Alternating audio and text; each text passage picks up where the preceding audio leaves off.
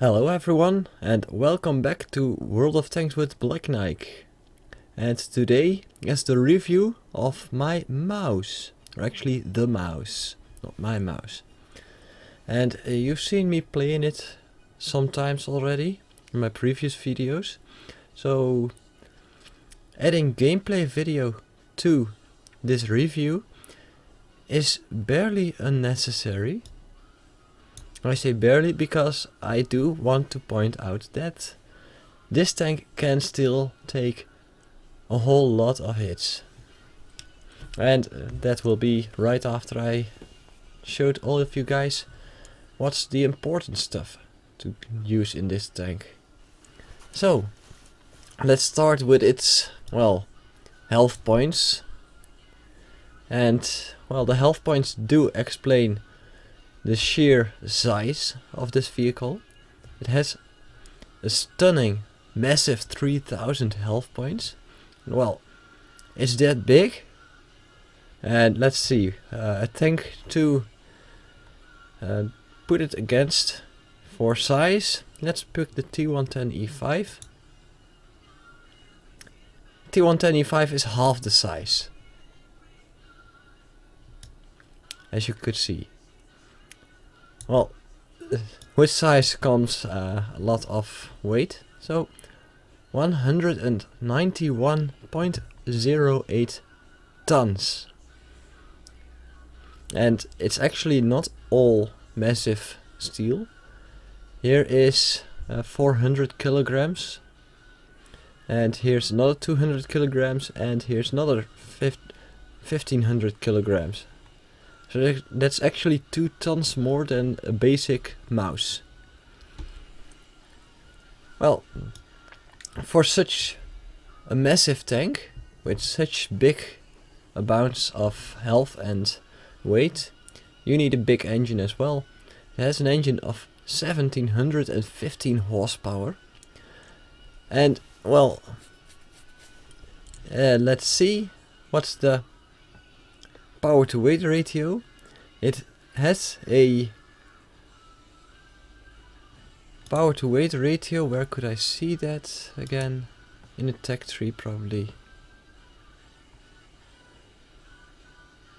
It doesn't even say its power to weight ratio. Here it says the specific power, but with the mouse, the hull armor and turret armor is more important.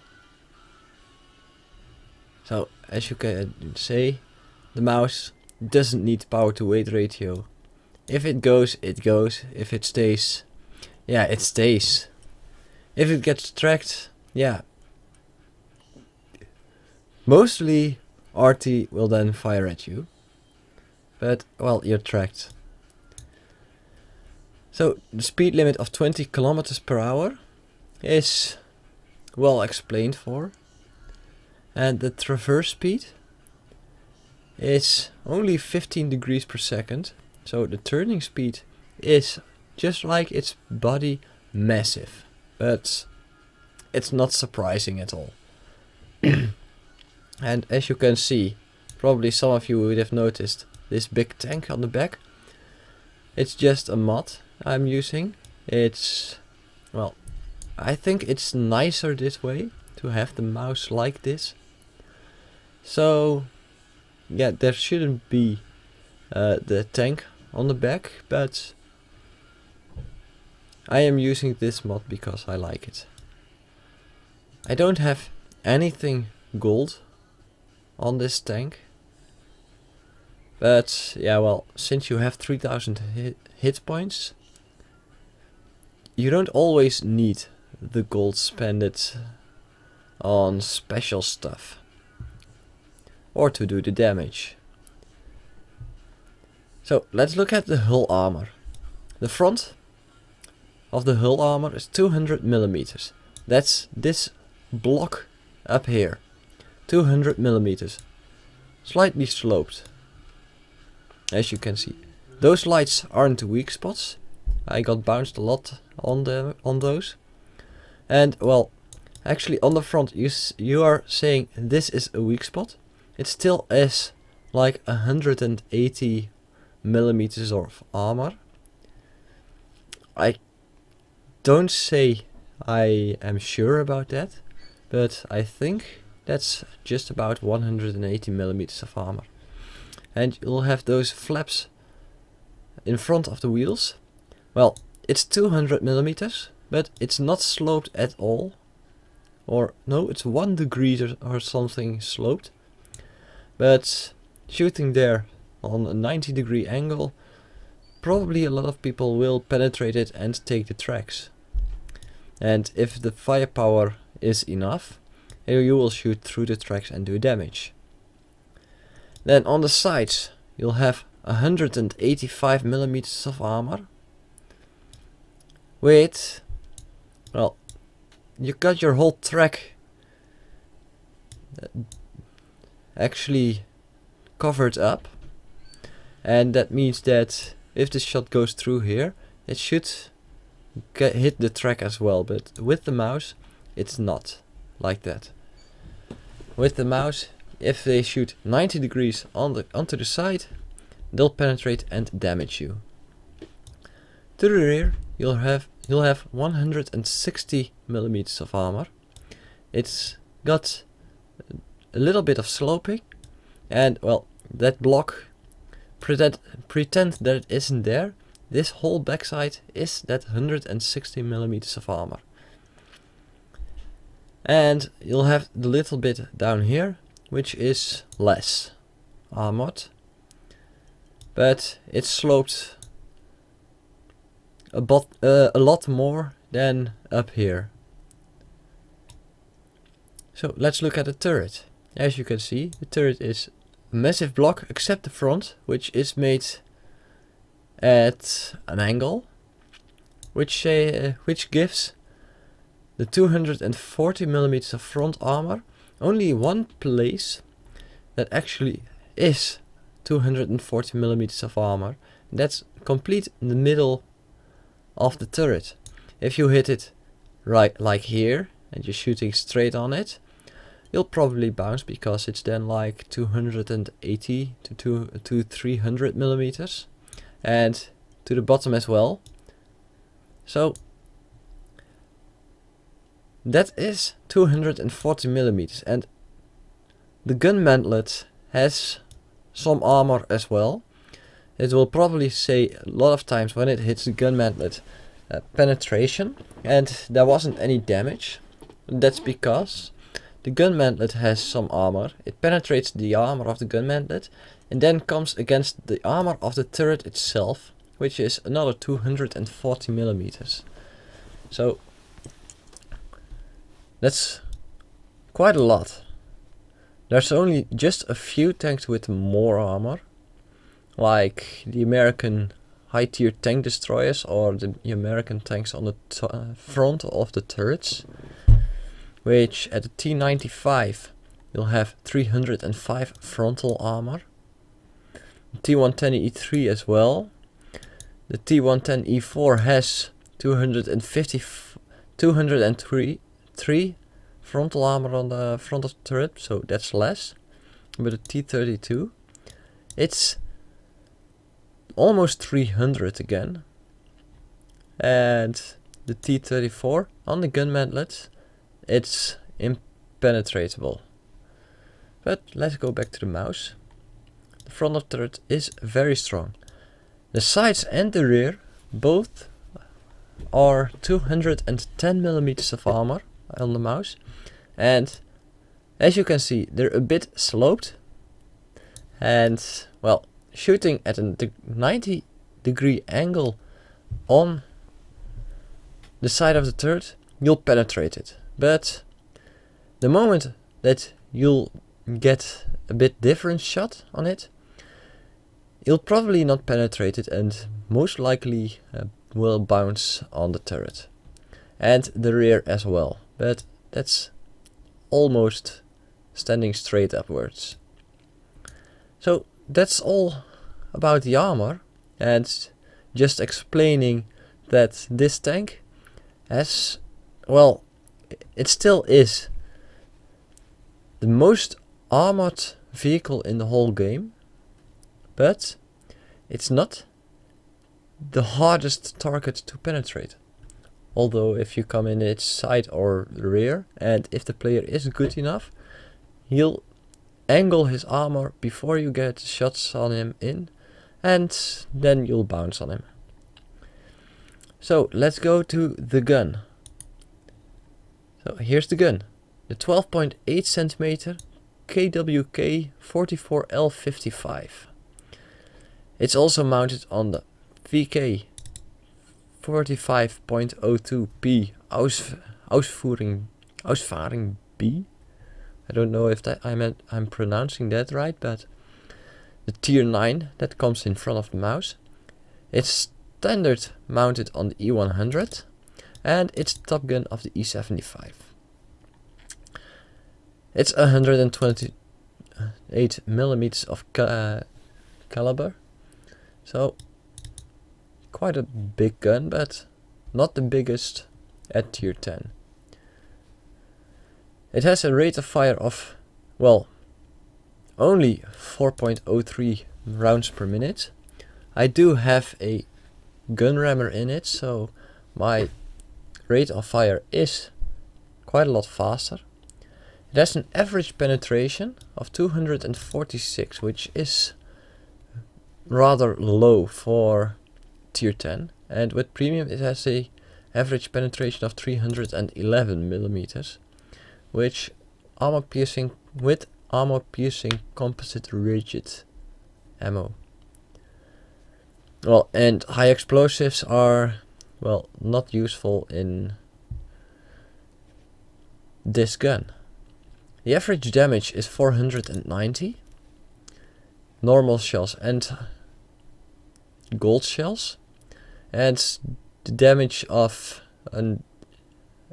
a high explosive shell is 630 damage, but only if you penetrate.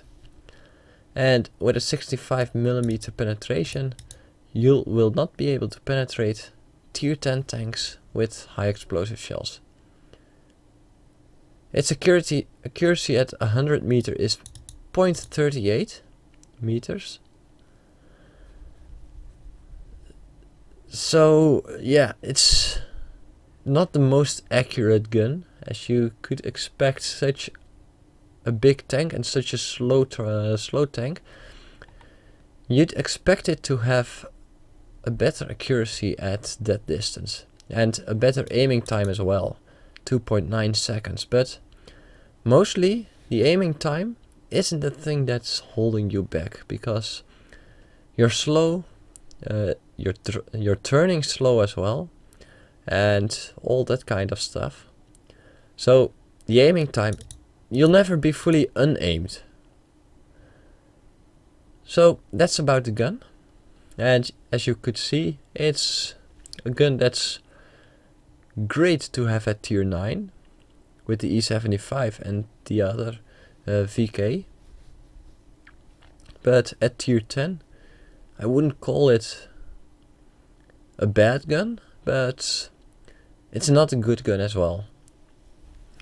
You're shooting a bit too low for what kind of tank you're driving, and its accuracy and aiming time are a bit too high as well, actually, but it will do the job for you, since you can take the hits the enemy will throw at you. So the turret has a traverse speed of 14 degrees per second, with the 15 degrees per second traverse speed on the body, on the complete tank. Yeah, well, you can see that this thing will not be turning very fast. Probably most likely will be circled. And well, it has a view range of 400 meters and a signal range of 720 meters. I do have skills on my crew which increases the view range and signal range, because with a mouse and low view range, at a certain point you will be like, yeah, I can't hit the enemy because I can't see the enemy. So the engine was already discussed. well, it has a tier 10 radio, it has tier 10 tracks. Let's go to what the crew actually should have for skills. On my commander I'm using 6th Sense, Brothers in Arms, and I'm training Eagle Eye to be able to see what kind of modules the enemy is missing. For example, if the enemy has both tracks damaged, they will not be able to turn as fast as with both tracks completely repaired. If they have their driver or gunner disabled, my angling will be more useful and easier to maintain. So Eagle Eye is a big extra. You could do Jack of all trades on your commander as well, instead of 6th Sense, because 6th Sense, it's only useful if the enemy has artillery. Camouflage is something you can totally deny on this tank. You should not take camouflage skills or anything else, because with this tank, camouflage, you're not going to be able to hide. Every time an enemy is able to spot you, he will spot you. So let's go to the gunner. I am having armorer and, well, Brothers in Arms, because I had that on my commander as well. All my crew members have Brothers in Arms. And I'm training Deadeye. So it will increase the chance to deal critical hits to enemies more easily. And, well, it's at 61% and it needs 1415 experience to go 1% up. For other skills, you could say Snapshot, to make sure that when you turn your turret, your accuracy will not be a lot lower. I chose Armorer because, well, the gun will get damaged a lot, because you will get shot by arty a lot. And a lot of people will be shooting high explosives because they can't penetrate you with armor piercing. To the driver, I saw someone who had clutch braking ready.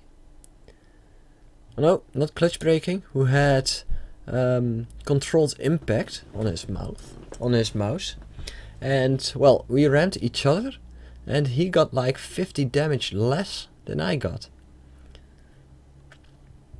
So that's a big change. And, well, I'm having clutch braking because the tank turns so slow that if you have it without clutch braking, you will be like, yeah, I can't turn it fast enough to keep up with the enemy.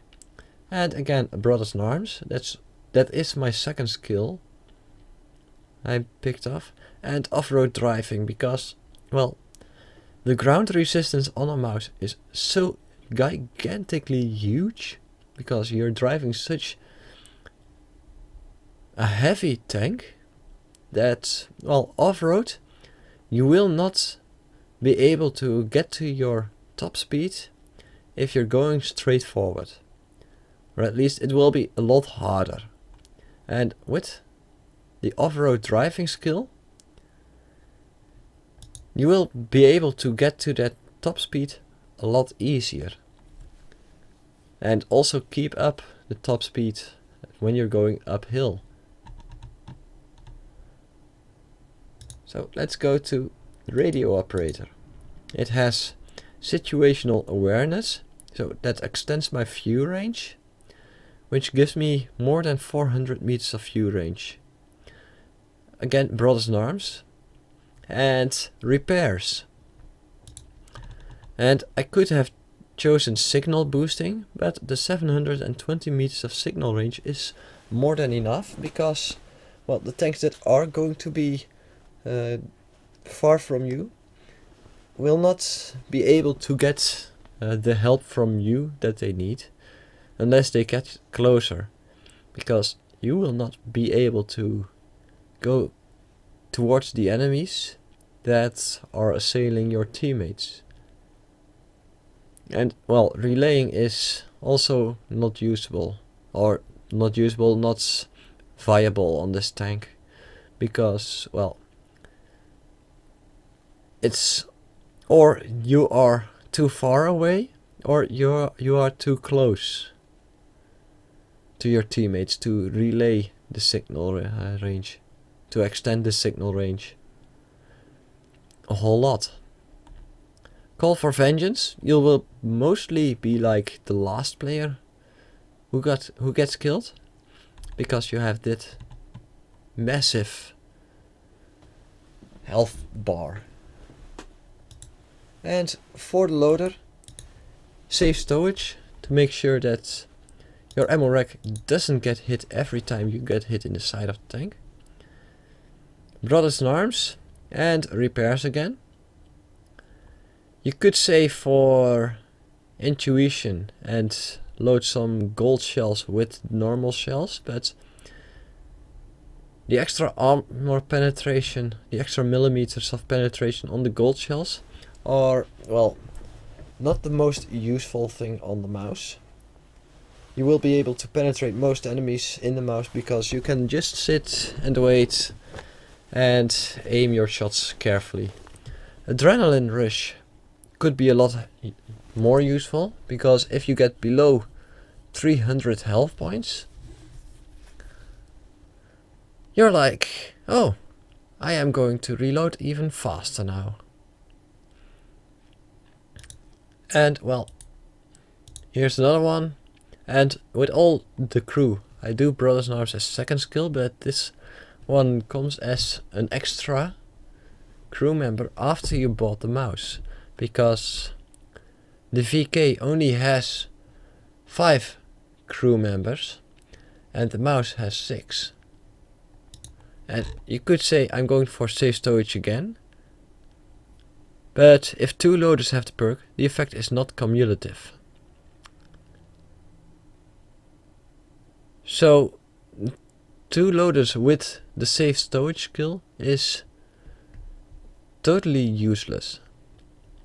You could say that you're going for adrenaline rush on the second crew member, while on the second loader, because the first loader could be like teaching firefighting, learning firefighting.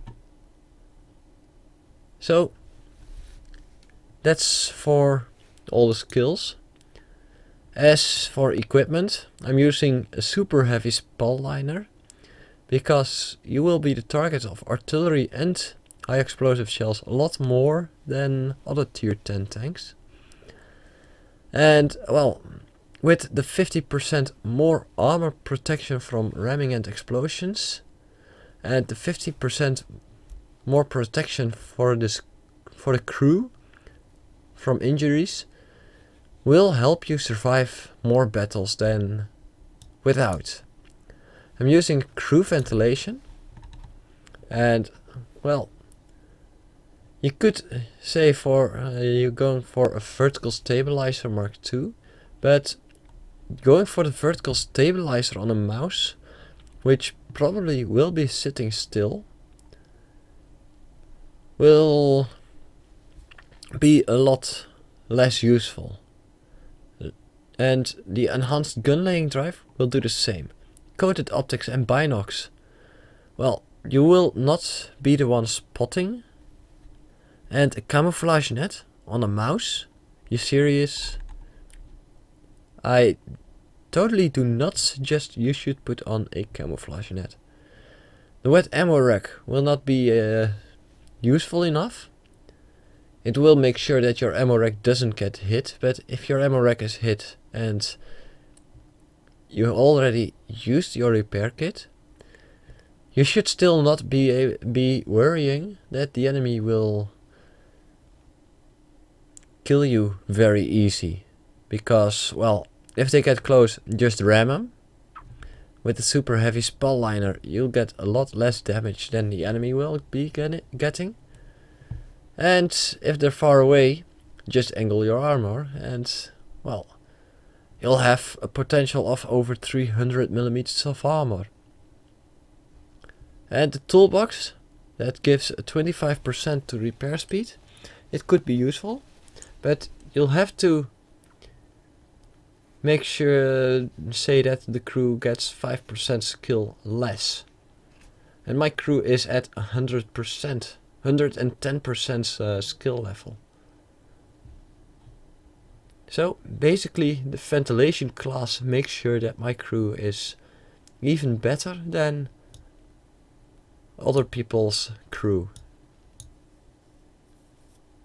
And well, I'm using normal equipments, normal consumables, but repair kit, large repair kit could be useful as well. I shouldn't be using chocolates if I were you guys. The gasoline, it will give your tank a 5% more engine power and turret traverse speed, so you will be able to get onto hills easier. But after that, and at a certain point, you will not be able to cross the 20 kilometers per hour speed limit this tank has. So the total use of the extra horsepowers and that kind of stuff is not good enough for the gasoline. The third traverse speed will be a big help, especially in the faster reaction time for angling your armor. And well, I'm going to show you guys what a mouse can do when he angles his armor or when he is totally surrounded. So here will be coming a replay for me in my mouse taking 38 hits. So here is the game. I am in my mouse taking 38 hits with a potential damage of way too much. And as you can see, I'm already spotting enemies. Should be aiming at 110 actually from the start, but I didn't. I tried to get the shot into the Jagdpanzer E100, and there you can see that the mouse doesn't have the best accuracy in the game. Can't see the T28 prototype there anymore, can't see the T34 anymore. So, as you can see with all the skills I have on my crew, this tank was actually moving a bit faster. I'm using the height of my tank here, because yeah, it will be helping me in such a position, and it will make sure that my tank will survive everything a lot better. And I am having some bad players here, and I'm not going to show you guys their names. The ones who are watching this on higher resolution can probably find out what their names are, but I am not going to tell their names. As you can see, the Tiger 2 doesn't look for cover, he's just getting shot at. The T-34, the Indian Panzer and the M103 are moving in towards the T-44 and are at a stupid way sacrificing themselves for just one kill. The T-44 already made sure that the Tiger 2 got killed. And here I am seeing the Carnifon, and there you see it again. The accuracy of my gun isn't the best, and it's 500 meters away, so let's say the 0.38 meters of accuracy at 100 meters, and doing that times 5, you will almost, yeah, well, you will almost be like shooting at a small hole with a sniper rifle. at a kilometer sort of range. Just for a comparison.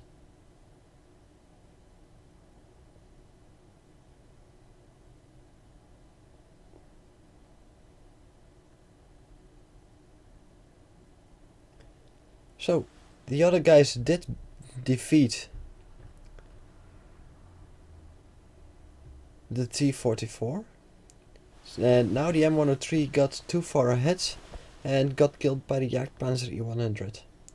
And I'm seeing that WZ-120 now, and I am angled good enough for him to bounce the shells off my side.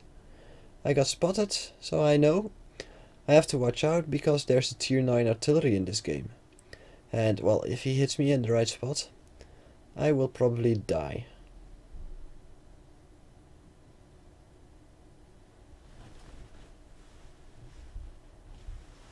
And there's the first hit I receive. And we're like over 4 minutes, or almost 4 minutes in the game. And we're not doing the best job.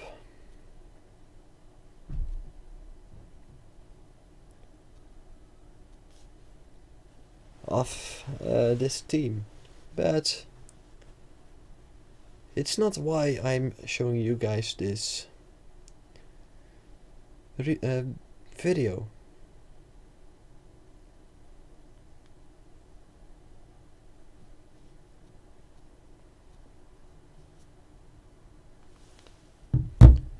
The Centurion 7-1 sacrificing himself for the Indian Panzer. Got shot at by the WZ-120, and yeah, I should have noticed it earlier. I aim, but I shoot too late and miss. Now the 110 is on the other side. There's a T-28 prototype I can hit, and I fire and my shot goes into nothing. So I don't know where my shell went, and I can't spot the T-28 prototype. And the T-34 isn't doing the best job as well. I am being spotted again, and I can't tell by what, but I can tell that I am not at the safest position anymore. So the 110 hits my track. That's the second shell. There's the third shell, and well, at the moment I will not be able to count the shells anymore.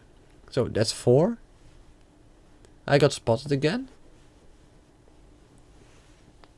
So I did disappear there for a second. And at a certain point, there are players that, well, completely donked their work. But let's not complain about them. Let's see what we can do. The Object 704 is doing lots and lots and lots of damage. I'm seeing the T-28 prototype there, not aiming, just shooting. That was a splash damage hit from the artillery. Getting no shot in on that 110.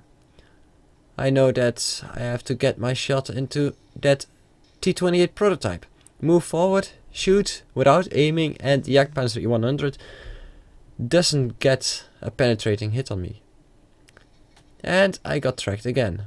And the Jagdpanzer E100 is steadily moving towards me. So I take out the 110 first. Artillery takes out the T-28 prototype, and the Canafon tracks me. So at this moment, let's pause it here and take up free camera view. You can see that I am angled from that side for almost 45 degrees. I am angled from that side for just about 45 degrees, and that's where the enemy Canafon is, who keeps shooting my tracks. And the Jagdpanzer E100 doesn't really get the chance to go around me, and he is going for the T-32 and the Object 704 out there. So I can't help them, but I can at least do my job and try to distract that Jagdpanzer 100. So let's see how this will go on, and to see how many shots the enemy will be able to put into me before I got killed.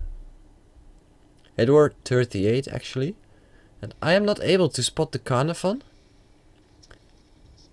And there's something else there, shooting with a big gun, dealing 490, and there, that shot. Let's make it a little bit less bright. I turned my turret just in the right moment for the Jagdpanzer E100 to hit the side of my turret, and oh, I can't do that. You can see the big white marker on the side of the turret where the Jagdpanzer E100 hit me. And well, after that I got hit by a high explosive shell, and at this moment I am more in trouble by what's behind me than what's in front of me. Artillery hits me, hits my track, and well, I'm just keeping the angle on my mouse up the complete time. I'm being shot by multiple angles, and now I'm ammo wrecked. And I'm repairing my ammo rack because I find that more important than the other part of my tank, than the tracks. But I keep bouncing on that AMX 50B. Now a the AMX 5120 is shooting me as well. The 50B and the WZ are shooting me, and there I died. Right after I died, someone else put a shot into me as well. And well, that's where I got 38 hits that killed me, and the 39th hit was right after I died. So I didn't get any credits and experience for the last hit I received. But as you could see, even in a tight spot, you can still do lots and lots and lots of damage if you can get the shots in right, and if you angle your armor on the mouse correctly. And I don't exactly know where they hit me the whole time, but probably in the front of the turret where I explained the weak spot, and maybe in the lower glazes on the back, and on the lower glazes on the front, because there was probably a Jagdtiger in front of me as well. And well, that concludes actually what I said about this tank. If you want to see more about this tank, I suggest you watch my previous video, the Mighty Mouse, and that's where, well, you can see how to win a game with a mouse 1 versus 3. So I hope you enjoyed this, and I'll see you on the battlefield, maybe someday.